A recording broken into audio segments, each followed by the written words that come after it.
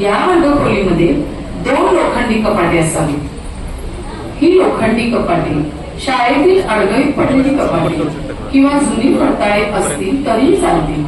त्यानंतर सदर वर्गखोलीमध्ये समग्र शिक्षा अभियानातर्फे प्रदान झालेल्या भाषा, गणित व निपुण भारत अभियानातील जादुई पिटाराच्या पेट्या उपलब्ध असाव्या.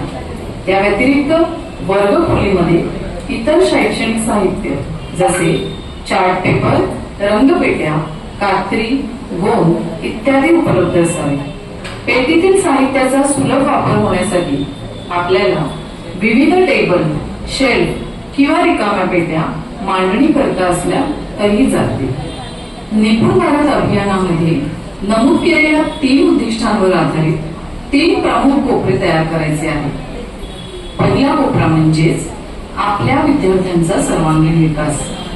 त्यानंतर दुसरा कोपरा म्हणजेच भाषा साक्षरता आणि